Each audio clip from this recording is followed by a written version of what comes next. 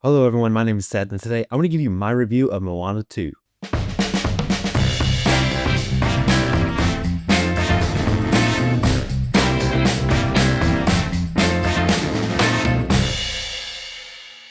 I was such a big fan of the original Moana, and I have some really personal connections to the first Moana. It's actually the movie I saw, at least one of the movies I saw on my very first date with my wife. So I was super excited for Moana 2. I'll say it doesn't quite live up to the first.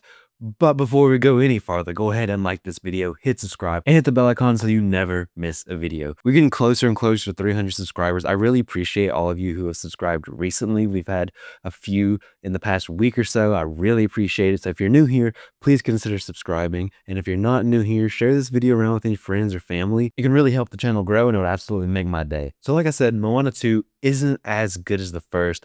I didn't necessarily expect it to be, but you always hope, right? It's not in any way, shape, or form a bad movie, but it's just nowhere near as good as the original. Let's start off with the story. The story here is pretty simple, but it does work. So in this film, Moana has to go and find an island that her ancestors were looking for in order to break a curse and connect the other islands and the other people. There's really not too much depth to the story. There's not really a lot of explanation as to why this has to happen other than bad things will happen. This story is not groundbreaking. It's not something you've never seen before. I mean, you've seen something like this. You kind of know how the story is going to go. Honestly, I think you could probably guess what's going to happen through the course of this film. Even though we've seen these story elements before, it does a good enough job to still be entertaining. I think for me personally, the ending is a bit cliche, and I would say it's a bit too convenient for my liking. But I do really, really like the message that they give kids in this film. I think this is a really strong message that can definitely apply to kids. Kids can definitely get this message and they can apply that to their lives, and it's a good, solid message for them to have. At the end of this, they do actually tease a third film. And as I was watching this, I wasn't sure really how much story they had to tell. It turns out they do have some more story to tell with these characters, and I'm here for it. I think how they tease the potential third film in this story is pretty interesting. I think it kind of sets up the third film to be something a little bit different than these first two, and I'm here for it. So I'm definitely interested to see what they can do with a third film. I think one of the biggest issues I had with this film is that the pacing seems just off. For the most part in this film, a lot of things feel really rushed. At the beginning of the film, we go from, hey, I'm glad we're embracing our history as travelers, and I'm trying to connect the islands together, to I have to leave right now, right this second. It's imperative that I leave right now. Everybody can be in danger. My island can die. We got to go like right now. And that change happens very, very quick. Now, I have no problem with a fast-paced film. I have no problem with them throwing us right into the story, throwing us right into the action, but I don't necessarily think that this was done that way. I don't think it was necessarily just fast-paced. It felt rushed. A lot of times, especially in the beginning, they do not give us enough time to process some of this information before they move on to something else. And again, this happens more toward the beginning of the film than the latter half of the film. But there are times where it feels like the dialogue doesn't even have enough room to breathe. It seems like we're cutting characters off so we can get to the next part of the story.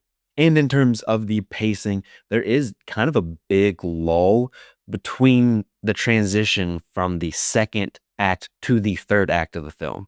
That should be where everything's kind of rising and we're really powering through to the end of the film. But I feel like that portion of the film is kind of boring and it doesn't really do much to get you excited for the climax of the film. However, with all of the pacing issues this film has, I think as a whole, you take everything into consideration. I think the length of the film ends up being just about perfect. The whole film does still feel cohesive. It doesn't feel like the film overstayed its welcome at all, and it doesn't feel like we just ended kind of in the middle of the story. I think maybe the reason the pacing seems very odd throughout the majority of this film is that Moana 2 actually was supposed to be a Disney Plus series. So if you didn't know this, Moana 2 was in development originally as a series to go straight to Disney Plus. The thing is, they were very happy with it during development, and they thought, well, this deserves a bigger stage. So they decided to transition it from a series to a film. And I feel like that's kind of obvious in the pacing. I feel like you can feel that in the final film. And so this kind of idea that was going to be a series ended up being the film that we got, and it just kind of feels that way. One positive I do have to bring up is that the animation in this is absolutely beautiful. The scenery all throughout this film is gorgeous. There's a ton of really nice little details in every aspect of animation, whether it be in the characters' facial expressions or just in like the hair and clothing or the scenery, the water, that sand. I remember thinking that the animation in the first Moana looked really, really good, but this is just another level. This is just a beautifully animated film. I love how the characters are animated. They're so smooth and fluid. And speaking of fluid, all of the water animation, all of the water simulations in this is incredible. As far as the characters go, we don't really get a lot of new things with Moana and Maui. They kind of begin and end this film pretty much at the same point where the first Moana ended, except years have passed. Moana has taken up a little bit more of a leadership role in her community. She's more of like the lead wayfinder, but we kind of see the beginnings of that at the end of the first one, and there's not really a huge jump in terms of character between the two. So for Moana and Maui, they're the same characters that you would expect from the first film, and it's nice to see them again. It's nice to spend more time with these characters. But I like to see these characters challenged, and I like to see them grow more than they did in this film. And we add some new secondary characters into this film, which, I mean, I liked the secondary characters, but I wish they had more development. I wish they had more depth to them. It's pretty standard. It's all right. I think they could have done better there. The voice performances from everybody were really good. Again, Ali'i Carvalho as Moana did an amazing job. Dwayne Johnson was a lot of fun as Maui again. And all of the other actors who played some of the side characters, they did a great job as well. One big kind of disappointing thing is that the songs didn't really do anything for me. This go around, the songs were not done by Lin-Manuel Miranda, and you can definitely tell. Now, that's not to say that these songs are bad, because they're not bad songs. They're just average. They're just kind of whatever. You can tell they're in the same style as the first Moana. They're trying to do kind of a Lin-Manuel Miranda thing, but nobody can do what he does as good as him.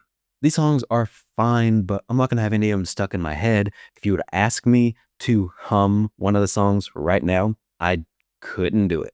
So these songs aren't bad, they're just not nearly as memorable as anything from the first film. However, I will say Ali'i Carvalho has an incredible voice. I would listen to her sing the dictionary, and I mean, that's something that we already knew. So it was great to hear her sing some new music, but I just wish those songs were a little bit better. Overall, I think I just have to say that Moana 2 is fine. It's a fine movie.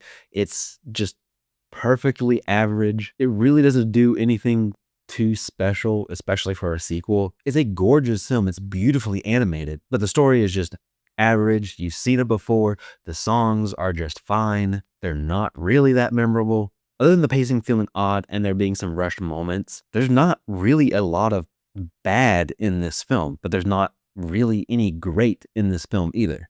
So don't get me wrong, this film is not bad at all, but it's just not all that good. It's just fine. So that makes it not nearly as good as the first. I think I'm going to give Moana 2 a 3 out of 5. But that's it. That's my review of Moana 2. Have you seen this film? Let me know what you thought in the comment section down below. I'd love to hear your thoughts on it. Thank you so much for watching. I really appreciate it. Don't forget to like this video, hit subscribe, and hit the bell icon so you never miss a video. You can follow me on social media pretty much anywhere at CinemaSeth, and I'll see you next time.